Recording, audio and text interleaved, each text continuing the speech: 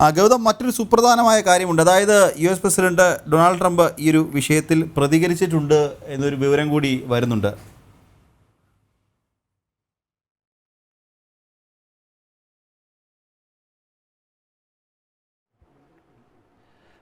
നിഖിലെ നേരത്തെ തന്നെ ഇന്ത്യയുടെ ഈ ഭീകരതയ്ക്കെതിരെയുള്ള തിരിച്ചടിക്ക് വലിയ പിന്തുണ US-ന്റെ ഭാഗത്ത് നിന്ന് ഉണ്ടായതാണ്. US മാത്രമല്ല പല ലോകരാജ്യങ്ങളും പാകിസ്ഥാനെതിരെ, പ്രത്യേകിച്ച് ഈ പാകിസ്ഥാൻ നടത്തിക്കൊണ്ടിരിക്കുന്ന ഭീകര പ്രവർത്തനങ്ങൾക്ക് കനത്ത മറുപടി നൽകണം എന്ന നിലപാട് മുന്നോട്ട് വെച്ചിരുന്നു എന്നത് ഒരു യാഥാർത്ഥ്യമാണ്. മാത്രമല്ല ഇന്നലത്തെ ദിവസം UN സുരക്ഷാ സമിതിയുടെ ഒരു പ്രത്യേക യോഗം കഴിഞ്ഞ ദിവസം ചേർന്നിരുന്നു. UN സുരക്ഷാ സമിതിയുടെ 15-അംഗ സമിതി യോഗം ഘട്ടത്തിൽ പാകിസ്ഥാന് ശക്തമായ താക്കീത് നൽകുന്ന ഒരു സാഹചര്യമാണ് ഉണ്ടായത്. പാകിസ്ഥാൻ ആദ്യഘട്ടത്തിൽ തന്നെ ശ്രമിച്ചത് ഈ വിഷയത്തെ അന്താരാഷ്ട്രവൽക്കരിക്കാനായിരുന്നു. അന്താരാഷ്ട്ര തലത്തിലുള്ള അന്വേഷണം വേണം എന്നതായിരുന്നു പാകിസ്ഥാന്റെ നിലപാട്. ഇതിനെ പിന്തുണച്ചത് അയൽ രാജ്യമായ ചൈനയുമാണ്. കാരണം അന്താരാഷ്ട്ര അന്വേഷണം എന്ന് പറയുമ്പോൾ ഭാരതം മുന്നോട്ട് വെക്കുന്ന നിലപാടുകൾ തെറ്റാണെന്നും പഹൽഗാം ഭീകരാക്രമണത്തിൽ ഭാരതത്തിന്റെ നിലപാടുകൾ തെറ്റാണ്, അതിനാൽ മറ്റ് രാജ്യങ്ങളുടെ നേതൃത്വത്തിലുള്ള ഒരു അന്വേഷണം എന്ന നിലയിലേക്ക് പൊതുവെ ഭീകരാക്രമണങ്ങൾ ഉണ്ടാകുന്ന ഘട്ടങ്ങളിലെല്ലാം പാകിസ്ഥാൻ ചെയ്യുന്നത് ഇതാണ്. നിഷേധാത്മകമായ സമീപനമാണ് കൈക്കൊള്ളാറുള്ളത്. അത്തരമൊരു സമീപനം പഹൽഗാം വിഷയത്തിലും പാകിസ്ഥാന്റെ ഭാഗത്ത് നിന്ന് ഉണ്ടായിരുന്നു എന്നത് ഒരു യാഥാർത്ഥ്യമാണ്. പക്ഷേ ഇന്നലെ UN സുരക്ഷാ സമിതി യോഗം ചേരുന്ന ഘട്ടത്തിൽ കനത്ത തിരിച്ചടിയാണ് പാകിസ്ഥാൻ നേരിട്ടത്.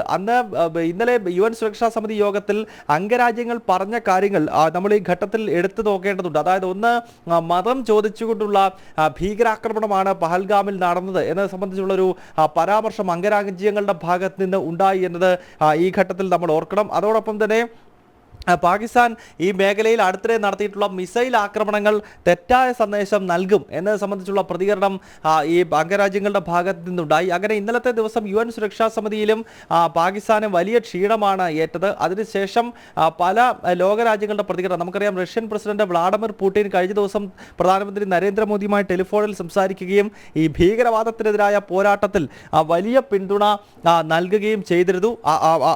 അതുകൂടാതെ ഇസ്രായേൽ ഉൾപ്പെടെയുള്ള രാജ്യങ്ങൾ, US ഉൾപ്പെടെയുള്ള രാജ്യങ്ങൾ ഈ ഭീകരവാദികൾക്ക് കനത്ത മറുപടി നൽകണമെന്നും കുറ്റക്കാരെ നിയമത്തിന് മുന്നിൽ കൊണ്ടുവരണം എന്ന നിലപാട് കൈക്കൊണ്ടിരുന്നു. അങ്ങനെ ലോകരാഷ്ട്രങ്ങൾ, പ്രത്യേകിച്ച് സമാധാനം ആഗ്രഹിക്കുന്ന, ഭീകരവാദവാദികൾക്ക് തക്കതായ മറുപടി നൽകണമെന്ന് ആഗ്രഹിക്കുന്ന രാഷ്ട്രങ്ങൾ മുഴുവൻ ഭാരതത്തിനൊപ്പം പഹൽഗാമുമായി ബന്ധപ്പെട്ട വിഷയത്തിൽ അണിചേർന്നു എന്ന കാര്യം കൂടി നമ്മൾ ഇതോടൊപ്പം തന്നെ കൂട്ടി വായിക്കേണ്ടതാണ്. ഏതായാലും ഇപ്പോൾ കനത്ത തിരിച്ചടി തന്നെയാണ് പാകിസ്ഥാൻ നേരിട്ടിരിക്കുന്നത്. ഇതിൽ പാകിസ്ഥാന്റെ പ്രതികരണം എന്താകും എന്നതാണ് ഇപ്പോൾ ഏറെ കൗതുകത്തോടു കൂടി ഉറ്റുനോക്കുന്നത്. ഇന്ത്യൻ സൈന്യത്തെ സംബന്ധിച്ചിടത്തോളം അതിനുവേണ്ട എല്ലാ തയ്യാറെടുപ്പുകളും സജ്ജമായി കഴിഞ്ഞു. വ്യോമ മേഖലയിൽ കൃത്യമായ നിരീക്ഷണം ഇപ്പോൾ ഇന്ത്യൻ പോർവിമാനങ്ങൾ നടത്തുകയാണ്. കാരണം ഈ POJKയിൽ വലിയ നാശനഷ്ടം പാകിസ്ഥാൻ ഉണ്ടായിരിക്കുന്നുവെന്നാണ് റിപ്പോർട്ടുകൾ വ്യക്തമാക്കുന്നത്. പാകിസ്ഥാൻ മാധ്യമങ്ങൾ ഇക്കാര്യത്തിൽ വാർത്തകൾ നൽകി തുടങ്ങുന്നുണ്ട്. മാത്രമല്ല പാകിസ്ഥാന്റെ സർക്കാർ തന്നെ ഔദ്യോഗികമായി ഈ മിസൈൽ ആക്രമണം അംഗീകരിച്ചു. നേരത്തെ നമ്മൾ സൂചിപ്പിച്ചിരുന്നു, ഈ പുൽവാമയ്ക്ക് തിരിച്ചടി എന്ന നിലയിൽ ഭാരതം 2019 എയർ സ്ട്രൈക്ക് നടത്തുമ്പോൾ, ജെയ്ഷെ മുഹമ്മദിന്റെ കേന്ദ്രങ്ങളിൽ എയർ സ്ട്രൈക്ക് നടത്തുന്ന ഘട്ടത്തിൽ അന്ന് ആ ആക്രമണം അംഗീകരിക്കുവാൻ പാകിസ്ഥാൻ തയ്യാറായിരുന്നില്ല. അത്തരമൊരു ആക്രമണം നടന്നിട്ടില്ല എന്നതായിരുന്നു അന്നത്തെ പാകിസ്ഥാന്റെ നിലപാട്. കാരണം ഒന്ന്, വളരെയധികം ഇന്ത്യൻ പോർവിമാനങ്ങൾ അന്ന് അകത്തേക്ക് സഞ്ചരിച്ചിരുന്നു. അത് ഭാരതത്തോട് ചേർന്ന് കിടക്കുന്ന പ്രദേശങ്ങളിൽ പോലുമല്ല അന്ന് എയർ സ്ട്രൈക്ക് നടന്നത്, മറിച്ച് ഖൈബർ പഖ്തൂൻ എന്ന വളരെ ഉള്ളിലേക്ക് കടന്നു എന്ന മറ്റൊരു പ്രവിശ്യയാണ്. ഏതാണ്ട് അഫ്ഗാനിസ്ഥാനോടൊക്കെ ചേർന്ന് കിടക്കുന്ന ഒരു പ്രവിശ്യയിൽ ചെന്ന് അവിടെ ബാലാക്കോട്ട് എന്ന ജെയ്ഷെ മുഹമ്മദിന്റെ കേന്ദ്രത്തിലാണെന്ന് മിറാഷ് പോർവിമാനങ്ങൾ ബോംബ് വർഷിച്ചത്. അതിനുശേഷം ആ വിമാനങ്ങൾ മടങ്ങിയെത്തുകയും ചെയ്തു സുരക്ഷിതമായി. പക്ഷേ പിന്നീട്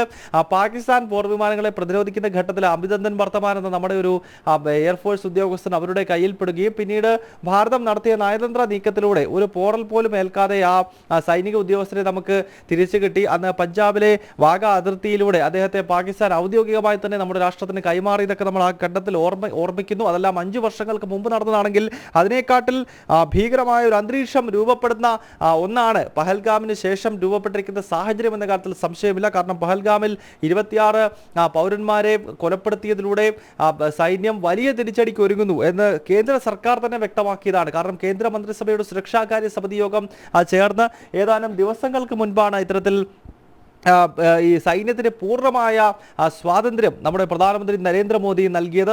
ആ യോഗത്തിൻ്റെ വിശദാംശങ്ങൾ അന്ന് തന്നെ നമ്മൾ പറഞ്ഞിരുന്നു. സുരക്ഷാകാര്യ സമിതി യോഗത്തിൽ പ്രധാനമന്ത്രിക്കൊപ്പം ദേശീയ സുരക്ഷാ ഉപദേഷ്ടാവ് അജിത് ഡോവൽ ഉൾപ്പെടെയുള്ളവരുണ്ടായിരുന്നു. IB-യുടെയും ഒക്കെ മേധാവിമാരുണ്ടായിരുന്നു. ഒപ്പം ഭാരതത്തിൻ്റെ സേനാ മേധാവികൾ തുടർച്ചയായി തന്നെ ഡൽഹിയിൽ സുപ്രധാനമായ കൂടിക്കാഴ്ചകൾ കഴിഞ്ഞ ഒരാഴ്ചക്കാലമായി നടത്തുന്നുണ്ടായിരുന്നു. തുടർച്ചയായി കര വ്യോമസേന നാവിക സേനകളുടെ മേധാവികൾ, കരസേനാ മേധാവി ജനറൽ ഉപേന്ദ്ര ദ്വിവേദി ആണെങ്കിലും വ്യോമസേനയുടെ മേധാവി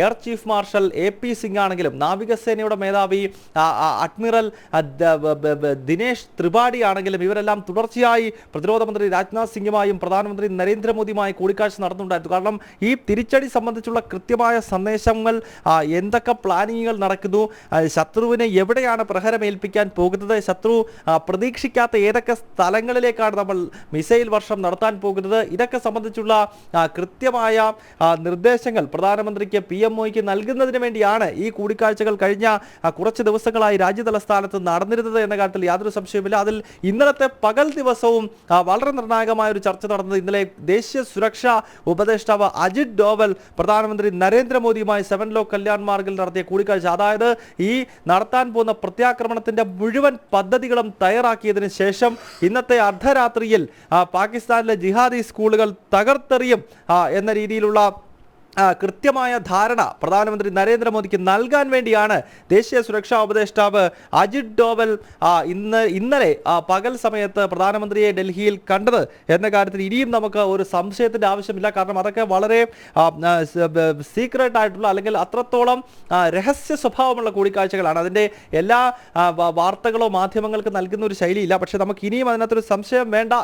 ഇത് സംബന്ധിച്ചുള്ള ചർച്ചകൾ തന്നെയാണ് നടന്നിരിക്കുന്നത് എന്ന് നമുക്കറിയാം. നേരത്തെ കേന്ദ്രമന്ത്രിസഭയുടെ സുരക്ഷാകാര്യ സമിതി യോഗം നടക്കുന്ന ഘട്ടത്തിൽ നമ്മൾ കണ്ടതാണ്. അന്ന് പൂർണ്ണമായ സ്വാതന്ത്ര്യം സൈന്യത്തിന് സുരക്ഷാ സമിതി നൽകുകയും തിരിച്ചടിക്കുക എന്ന കൃത്യമായ നിർദ്ദേശം സൈന്യത്തിന് നൽകുകയും ചെയ്തു. പക്ഷേ അതിനുശേഷം സ്ഥലവും അതോടൊപ്പം തന്നെ ഏത് സമയവും വേണമെന്നത് തീർച്ചയായും സൈന്യം തന്നെയാണ് തിരഞ്ഞെടുക്കുന്നത്. അക്കാര്യത്തിൽ മന്ത്രിസഭയോ അല്ലെങ്കിൽ പ്രധാനമന്ത്രിയോ ഭരണകൂടമോ ഇടപെടത്തില്ല. സൈന്യത്തിന് അതിനുള്ള നിർദ്ദേശം മാത്രമാണ് സർക്കാരുകൾ നൽകുന്നത്. എവിടെ എപ്പോൾ പ്രഹരം കൊടുക്കണം, തിരിച്ചടി നൽകണം എന്നത് സ്ഥലം ഉൾപ്പെടെ തിരഞ്ഞെടുക്കുന്നത് തീർച്ചയായിട്ടും നമ്മുടെ സൈന്യമാണ് എന്ന കാര്യത്തിൽ യാതൊരു സംശയവുമില്ല. എന്തായാലും അത് വിജയകരമായി തന്നെ ആ മിസൈലുകൾ ഹിറ്റ് ചെയ്യുവാൻ നമ്മുടെ സൈന്യത്തിന് സാധിച്ചിരിക്കുന്നു. നമ്മുടെ നിരവധി മിസൈലുകൾ ഇപ്പോൾ ഈ POJKയിലെ ജിഹാദി കേന്ദ്രങ്ങൾക്ക് നേരെ വർഷിച്ചിരിക്കുകയാണ്. എന്തായാലും അടുത്ത കാലത്ത് പാകിസ്ഥാൻ നേരിട്ടിരിക്കുന്ന ഏറ്റവും വലിയ തിരിച്ചടികളിൽ ഒന്നാണ് ഇത്.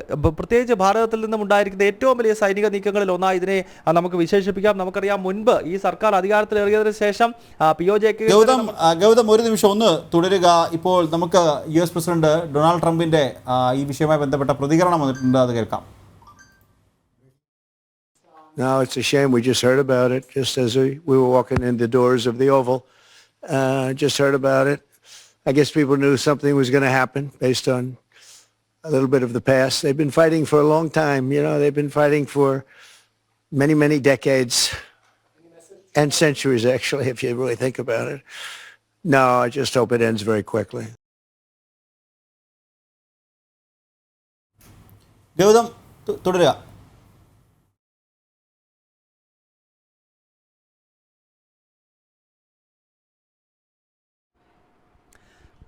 നിഖിലെ നേരത്തെ സൂചിപ്പിച്ചു വന്നത് സൈന്യത്തിന് നൽകിയ പൂർണ്ണമായ സ്വാതന്ത്ര്യം സംബന്ധിച്ചായിരുന്നു. അങ്ങനെ സൈന്യം തന്നെ ഈ സ്ഥലവും അതോടൊപ്പം തന്നെ സമയവും ഉൾപ്പെടെയുള്ള കാര്യങ്ങൾ തെരഞ്ഞെടുത്തുകൊണ്ടുള്ള ഒരു നീക്കമാണ് നടത്തിയിരിക്കുന്നത്. എന്തായാലും ഇപ്പോൾ ഈ പാക് അധിനിവേശ ജമ്മു കാശ്മീരിലെ ഭീകര കേന്ദ്രങ്ങൾ നേർക്ക് നേർ ഉള്ള അതിനെ പൂർണ്ണമായി തന്നെ തകർത്തുകൊണ്ടുള്ള ഒരു സൈനിക നീക്കം തന്നെയാണ് നടന്നിരിക്കുന്നത് എന്ന കാര്യത്തിൽ സംശയമില്ല. ഇനി ഒരുപക്ഷെ പാകിസ്ഥാന്റെ ഭാഗത്ത് നിന്നും എന്തെങ്കിലും രീതിയിലുള്ള പ്രകോപനം ഉണ്ടായിക്കഴിഞ്ഞാൽ തീർച്ചയായും അതിന് അതേ തലത്തിലുള്ള മറുപടി നൽകുവാൻ ഭാരതത്തിന്റെ സൈന്യത്തിന് സാധിക്കും എന്ന കാര്യം കൂടി നമ്മൾ ഈ ഘട്ടത്തിൽ ഓർക്കേണ്ടതുണ്ട്. അതിനാൽ പാകിസ്ഥാൻ ഇനിയും എന്താണ് ചെയ്യാൻ പോകുന്നത് എന്ന് തന്നെയാണ് ന്യൂഡൽഹിയും ഭാരതത്തിന്റെ സൈന്യവും കാത്തിരിക്കുന്നത്. ഏതെങ്കിലും രീതിയിലുള്ള പ്രകോപനം സൃഷ്ടിക്കുകയാണെങ്കിൽ തീർച്ചയായും അതിന് അതേ രീതിയിലുള്ള മറുപടി നൽകിക്കൊണ്ട് അല്ലെങ്കിൽ ഇനിയും പാകിസ്ഥാൻ പാകിസ്ഥാൻ ഒരു പ്രശ്നത്തിന് മുതിർന്നു കഴിഞ്ഞാൽ ഒരു യുദ്ധത്തിലേക്ക് തന്നെ കാര്യങ്ങൾ നീങ്ങട്ടെ എന്ന നിലപാട് ഭാരതത്തിനുണ്ട് എന്ന കാര്യത്തിൽ യാതൊരു സംശയവുമില്ല. അതിനാൽ ഇനിയും പാകിസ്ഥാൻ എന്ത് തരത്തിലുള്ള നീക്കമാണ് നടത്താൻ പോകുന്നത് എന്നത് തന്നെയാണ് വരുന്ന മണിക്കൂറുകളിൽ നമ്മൾ കാത്തിരിക്കുന്നത് എന്ന കാര്യത്തിൽ യാതൊരു സംശയവുമില്ല. കാരണം ഭാരതത്തെ സംബന്ധിച്ചിടത്തോളം നമുക്കറിയാം, ഒരു യുദ്ധത്തിലേക്ക് അനാവശ്യമായി കാര്യങ്ങളെ വലിച്ചഴിക്കുവാൻ നമ്മൾ ആഗ്രഹിക്കുന്നില്ല. കാരണം മുൻപ് പല ഘട്ടങ്ങളിലും യുദ്ധം നടക്കുന്ന ഘട്ടങ്ങളിൽ നമുക്ക് അനുകൂലമായി തന്നെയായിരുന്നു വിജയം. എങ്കിൽ പോലും അനാവശ്യമായ യുദ്ധമുണ്ടാക്കിക്കൊണ്ട് മേഖലയെ അശാന്തമാക്കുക, ബോധപൂർവം അശാന്തമാക്കുക എന്നൊരു നീക്കം ഭാരതം ഒരു കാലത്തും ചെയ്യാത്ത ഒന്നാണ്. പക്ഷേ പ്രകോപനം ഉണ്ടായിക്കഴിഞ്ഞാൽ, അതായത് പാകിസ്ഥാൻ ഇപ്പോൾ നമ്മൾ അവിടുത്തെ ഭീകര കേന്ദ്രങ്ങൾക്ക് നേരെയാണ് ആക്രമണം നടത്തിയിരിക്കുന്നത്. പക്ഷേ അതിന് തിരിച്ചടി എന്ന നിലയിൽ ഭാരതത്തിലെ ഏതെങ്കിലും ജനവാസ കേന്ദ്രങ്ങൾ ലക്ഷ്യമിട്ടുകൊണ്ട് പാകിസ്ഥാൻ എന്തെങ്കിലും ചെയ്താൽ, കാരണം പാകിസ്ഥാനെ സംബന്ധിച്ചിടത്തോളം ഇന്ത്യയിൽ അവർക്ക് ഭീകര കേന്ദ്രങ്ങൾ ലക്ഷ്യമിടാൻ നമ്മൾ ഭീകര കേന്ദ്രങ്ങൾ നടത്തുന്നില്ല, നമ്മളിവിടെ ഭീകരവാദികൾക്ക് പരിശീലനം നൽകുന്നുമില്ല. അതിനാൽ തന്നെ ജനവാസ കേന്ദ്രങ്ങൾ ലക്ഷ്യമിട്ടുകൊണ്ട് എന്തെങ്കിലും പാകിസ്ഥാൻ ചെയ്തു കഴിഞ്ഞാൽ തീർച്ചയായും അതിനെ അവർ പ്രതീക്ഷിക്കുന്നതിനേക്കാൾ വലിയ പ്രഹരം തിരിച്ചു നൽകുക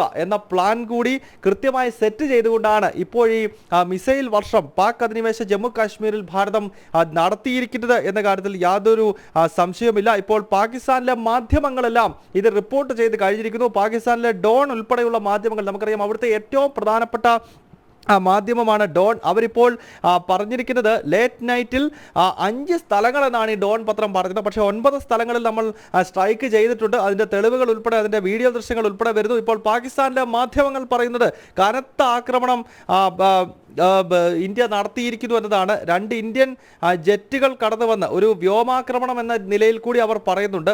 മിസൈൽ വർഷമുണ്ടായി, അതോടൊപ്പം തന്നെ വ്യോമാക്രമണം ഉണ്ടായി എന്നത് സംബന്ധിച്ചുള്ള ഒരു സ്ഥിരീകരണം കൂടിയാണ് ഇപ്പോൾ അവരുടെ ഭാഗത്ത് നിന്ന് ഉണ്ടായിരിക്കുന്നത്.